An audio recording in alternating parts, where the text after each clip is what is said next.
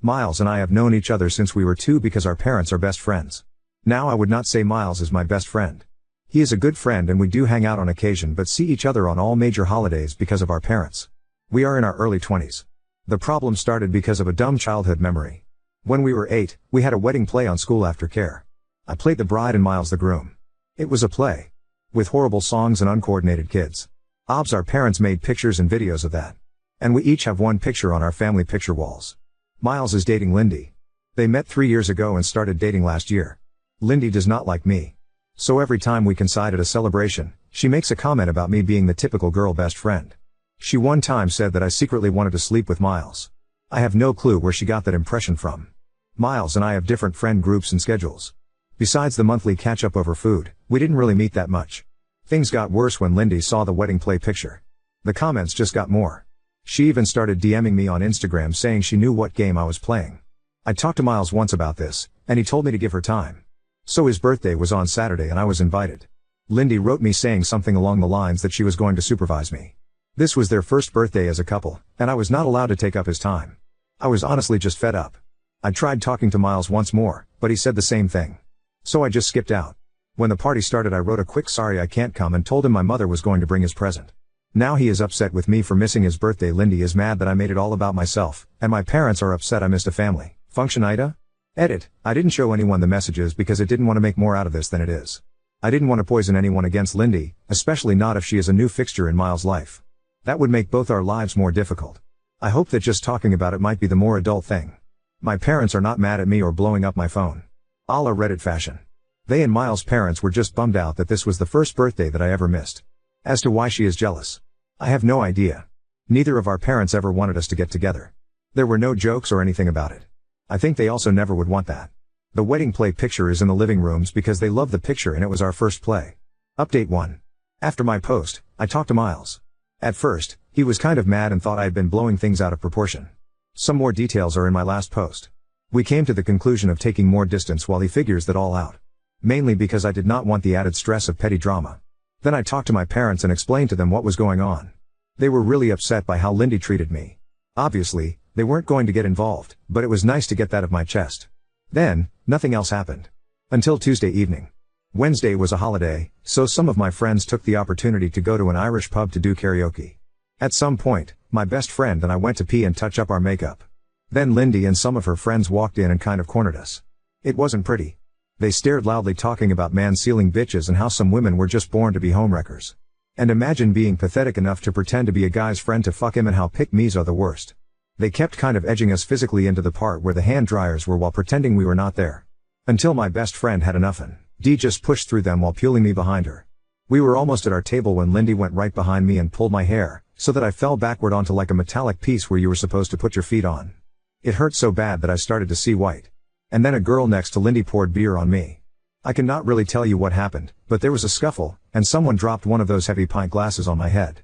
The Lindys were taken away by police and I was taken to the hospital. My parents were furious as were Miles' parents. They both came to the hospital. I was severely concussed, my nose was fractured, and the worst thing is that I have a hairline fracture in my back. I stayed in the hospital till yesterday morning. Miles did try calling me a bunch. According to my parents, they told him not to visit me right now. I did get an official notice saying that apparently there was now a legal case open against Lindy and one other girl for not only assault but also public disturbance in the bar. So now I'll have to deal with all that legally. I finally talked to Miles. And long story short, those of you saying Lindy was isolating him was a sign that an abusive relationship was right. He told me all the things she said to him to make him feel awful. She would freak out about anything in her life and take that out on him. She would scratch him and bite him when she was mad. Our talk ended with both of us crying and apologizing. We will be closer again. At least we can talk about these things more often. He broke up with her and is hiding at my parents' house. Update 2. There has been an official court date set for my process against Lindy. It took 2 months to get and is another 3 months out, but something is something. Our lawyer said that Lindy is probably not going to jail as she is a first-time offender. If she goes to jail it would be no more than 3 months. Most likely she is going to have to pay a fee of 100 days of her untome or something like that. I have let my father deal with this 100% because I have no head for it. There is a second lawsuit going on at the same time as now I am legally chronically ill. The hairline fracture was not a passing thing but developed. I am daily in pain. Not every day is bad but not a day passes where I am not in at least a 2 on the pain scale. As a result, I have not been able to work. Right now my insurance pays 75% of my former income, and my workplace covers the rest. But I am probably going to get fired. So, my insurance filed a claim against Lindy to pay my lost wages. I am right now not in contact with Miles. I tried to be supportive, but being disabled by his jealous ex-girlfriend made me bitter against him. He was a victim. But now I can't live my life. And I blame him partly for that. I am in therapy to work through all of that and have taken up some new hobbies. I have started to write more and am looking into courses or online classes. Miles' parents have been apologetic and have supported me a lot. His mother had been a saint. She volunteered to drive me everywhere, and I have actually become friends with her. We even went to see Deadpool and Wolverine. She is a Sihue, so we have a lot of time. One of Lindy's friends reached out through my lawyer, offering a testimony against her own friend. She also sent a letter apologizing. To make it short, Lindy had told them I was bullying her and that Miles had once already cheated on her with me. Update 3. Hey everyone. So, here we are again. And yeah, things have moved along, but honestly, I'm just tired. The first court date? It came and went. It was my insurance company versus Lindy, and surprise, surprise, she lost. She's on the hook for most of my lost wages, which is nice, I guess. I didn't have to be there the whole time, which I was grateful for because I've had enough of this mess. As for the criminal case, well, we don't even know if we'll end up going to court for that one. My lawyer is handling it, and I've handed the reins over to my dad because honestly, I've had it. I'm no legal expert, and after that insurance loss, Lindy's in a bad spot. Her legal team is apparently scrambling to do some serious damage control, but at this point, that's not my problem. More of Lindy's friends have crawled out of their hidey holes to give testimony. Turns out this wasn't her first rodeo. Another girl came forward with evidence of Lindy pulling similar stunts back in high school. This poor girl was just sitting next to Lindy's then boyfriend, being a normal human, and Lindy went off the rails, starting rumors and spreading literal breadcrumbs on her table to trigger her celiac disease. Yeah, she's that kind of psycho. No one could prove it at the time, but now, with all these friends popping up, it's all coming to light. And believe me, these girls didn't have some moral epiphany. They're just terrified of getting fired or having anything negative pop up in their records. The receipts are coming out, and it's getting uglier by the day.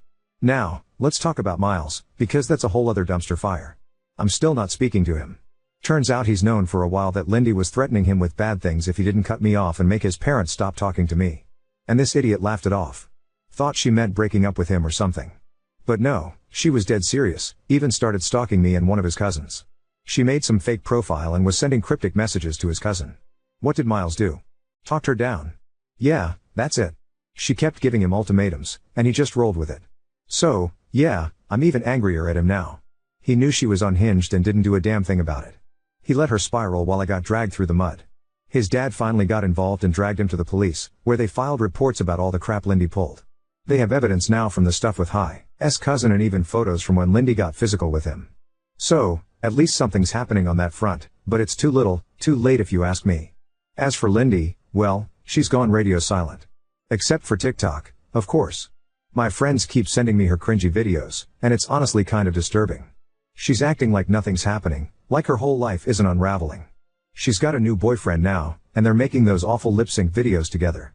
I think she's living at his place, but who knows? Maybe her parents cut her off. Wouldn't be surprised. Oh, and the guy? Yeah, one of my friends looked him up. Let's just say he fits right into her pattern. As my grandma would say, there's a lid for every pot. On the health front, still nothing good to report. My pain hasn't improved, and I'm now waiting for a surgery appointment, which looks like it'll be early 2025. The pain is radiating to my left hip now, which is just great. I feel like that sad little dog from the Black Cauldron. But, hey, silver lining, I've made friends with a few of the nurses who work with me. One of them braids my hair, which is kind of sweet. I'm also seeing a physiotherapist regularly, mostly for massages at this point. It helps, but some days I feel like I'm just patching myself together with duct tape. The therapist suggested I start doing pool exercises, so now I'm in an aqua aerobics class for seniors. No, there isn't a disability-specific class in my town, and frankly, I didn't feel like looking too hard. The old ladies are a riot, though. Well, except for one who always looks miserable, but honestly, I'm not one to talk. One piece of good news, I finally got approved for a wheelchair. So, at least I can go out with my friends without feeling like my body is falling apart after an hour. I've also been taking a few university courses for fun and playing way too much Fallout. So, there's that. And that's where we are. It's still a mess, but I'm just doing and I can to get through it. Now on to second story. Confronted the doorway blocking lawyer, enlisted my coworkers to identify him, and reported him to building management an hour. There's this guy, 50s, who works at a different company in the same business building as my company who blocks the doorway by leaning against one side and extending his arm out across it, if a woman happens to be arriving at a doorway at the same time as him. Never says anything. Just does this eye contact smile thing for maybe 3 seconds and then allows us to go through. Today it was finally my turn. I got to the main building door right after him, so instead of holding it open so it didn't close in my face like most people do, he just holds it open and stands there with a smug smile. It makes me nervous. I go, can please enter the building? I need to clock in and he does this whole wow, geez, fine, sorry before stepping aside, still holding the door open for me, so I said stop doing that. We all hated and just went in. As soon as I turned the corner from the lobby I half ran to the stairwell so I wouldn't have to share the elevator with him. I don't even know what firm he works for. According to my closest coworker, HR won't do anything because he's not an employee. Lil update. A male colleague helped us figure out which company he works for by following him up the elevator coming back from lunch. It's a law office on a higher floor. Another coworker took one of your suggestions and wrote an email to the building's management office. I went to my department manager and carefully asked if this sort of thing were to happen, would I report it to our own HR? And he said it should at least be on record, even if it's hard to prove, which made me give him the fry eyes, IYKYK, but I went back and typed up an email and sent it, CC'd him and BCC'd other women that I have specifically seen or heard them deal with him. If he thought I was being hypothetical, now he knows I was. The colleague who followed him to the law office joked that we should hand draw flyers of him to warn people and put them in the elevators. Oop, this is a good idea. I don't know why this didn't occur to anyone. Maybe because it's not certain sure we have the right to do that? It's a law firm and I work in a call center. Should we do an email first? Update 1. Yesterday was a long day for me. I came in early to 1, make up for lost time spent focusing on this BS, and 2, to avoid the Noid. Although someone ran into him in the afternoon and went straight to our manager and said he's still doing it, so as far as yesterday, not much has changed. It's only been a day. Who does he look like? I got this question more than once, so I asked around what celebrity did we think he most resembles, and we all agreed he looks like the jump to conclusions guy from the movie Office Space. It's fucking true. Except he's a lot taller, over 6 feet at least. Thank you so much for all your support and suggestions. I've never been advised about pepper spray so much. I do carry it, but the one time I had to use it got in my eyes too, so it's become more of a last resort tool. I told everyone in the bullpen about whipping out our phones and taking a pic or video, including people who happen to notice from a distance. In the moment I think a lot of us kind of freeze up. I did, so having a plan of action ahead of time really helps. I took one person's suggestion about wearing huge headphones. The theory is that because people who wear those are in their own little world, it's acceptable to show no concern, which makes attention seekers feel less significant. So I wore mine today and got here at my normal time, but no one was hanging around the main entrance. Not sure if that's because the email or not. It's probably too early to hear of any official steps taken. But I did feel kind of young and cool on the light rail. Way more comfy than my AirPods. One person DM'd me the song de Toto, Un Poco from Dirty Dancing, and said next time someone should cue it up on their phone, blast it and start a limbo line, all genders welcome. Several folks asked about what I wrote in the email, so here's a copy-paste of it, with identifying details omitted or changed. I'll post another update when more happens, hopefully today. I keep rereading the email and my stomach has been flipping over and over like I'm a kid about to get in huge trouble. I am writing on behalf of myself and several employees at call center company, located on the 3rd floor of our shared building, to inform you about some workplace harassment we have been experiencing. For several weeks now, an employee at your firm has been intentionally intimidating women by interrupting their path of travel to and from our offices by blocking the doorway with his body in order to force an interaction. He will not move aside until some kind of verbal exchange has happened. He only does this with women, as far as we've observed and documented, which makes us inclined to call this sexual harassment. This behavior is of course unacceptable. This individual creates a very uncomfortable work environment, despite being in different organizations on different floors. He will often be the first interaction of the day, as he seems to linger around the main building lobby and entrance in the mornings. He will also do this with the elevator doors by stalling them from closing or blocking access to the button panel.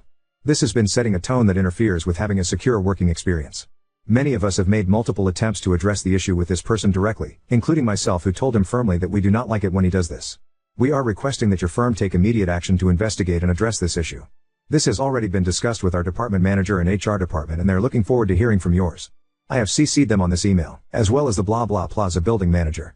It is fair to assume that with 6 different organizations sharing the same building, our employees are not the only ones experiencing this. Please inform us when call center company can expect to see the results of your investigation and what measures will be taken to ensure that this type of behavior does not happen again in the future. We hope that this issue can be resolved quickly, and that appropriate actions will be taken to ensure that all employees working in Blah Blah Plaza feel safe and respected as we all make our way to and from our offices. Sincerely, with gratitude. Okay, I have to get back to work. I will keep updating. Oop, thank you. Rewrote it and pasted about it for a couple hours before I hit send. Ran it by my boss twice. I've never sent an email this serious and professional, legal? This before. Update 2. I've been writing a hi from them and from that email. I've never done anything like that before and I am so appreciative of the support and validation that I did the right thing. Here's how the week has been going. Monday no one saw the Noid, which is what I've been calling him. I arrived 15 minutes early just in case. I was afraid he would confront me, angry because he'd gotten in trouble. But no, lobby was empty and I was the first person to arrive at the office that day. When I was in the break room at one point, a colleague who sits in the bullpen near me said this is the first time in months I haven't had to deal with him some way or another. Tuesday, still no Noid sightings. I asked around. I haven't even seen his car in the lot. Did he get fired?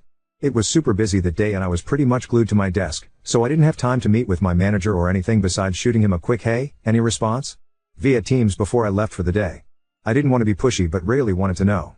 Yesterday, Wednesday, mid-morning a few and including myself were asked to meet with HR, separately. I learned that the law offices of blank and blank's HR rep emailed a response to my email directly to them and my manager on Monday, without CCing me on it, which made me feel some kind of way, but whatever. The Noid is not an attorney, but a paralegal, and he is on voluntary leave for the week. I asked if the response email could be forwarded to me, but I was told that policy prevents HR from disclosing any disciplinary actions that might have been taken against him. And then I had to write a short statement describing my specific encounter. I hate how in words it doesn't look like a big deal, but I was assured that it is. A bunch of us went out for cocktails after work and I got to hear what others wrote in their statements, like how he sometimes followed them to their cars trying to talk to them, or how he would stand in the elevator doors preventing them from closing until they heard please. Just EU. EU. Today, Thursday, I just got here and still no Noid. We are all dying to know what happened, if he got fired or transferred or what. No one has been told anything except he chose to take some days off. Maybe this is the law office protecting themselves, Ike? The thing I'm the most afraid of is if he comes back, will he be hostile or retaliate in some way, and I'll have to be brave again and report it. I wish we had a spy in their offices. I'm sorry I don't have more for you. It's kind of anticlimactic, I know. I promise if when I get to know what actually happened to him, I will let you all know. Or if he reappears. I will loop y'all in. Edit to add in, I'm getting a frame for that email for my apartment. Oop, wow, I never considered that, thank you. He had big lawyer energy for sure. Now I'm even more relieved he's not. Oop, I know ooh when she said that I was like okay, we're gonna need a round of shots. Oop, this, exactly. We are all dying to know what happened. I think I said in the original post that another coworker emailed the management at the law office, but she wasn't one of the people that joined us for drinks and I don't know if, when she had her HR meeting. I don't want to ask, either, because she's probably just as on edge as I am and who knows how much worse her encounters were. The fact that she was fed up enough to communicate with them directly is heavy. My guess is, and I've been ruminating on this obsessively, between my email and hers, and our other male coworker following him to see where he worked, they must have gotten a pretty good description and was identified. Identity was verified from the info in the emails. He does this to women in his own office and someone in HR immediately knew who we must have been referring to. Maybe even because he's been reported before but with plausible deniability, like how I'm learning all these legal terms? I'm seriously considering going back to school and getting a law degree at 50, how insane is that? No one was identified, but maybe a company-wide reminder went out about reporting sexual harassment. At my job we have to do these video trainings on stuff like this every year or so maybe they had a meeting or a mass email. This isn't the case, but for a couple of days I was really worried that what if maybe the Noid was their HR rep? And was like oh shit and just noped right on out of town. Oop, I did physically describe him in my email, but omitted it in the copy-paste of it here for privacy. I omitted what I thought might be identifying details. The internet is just too savvy.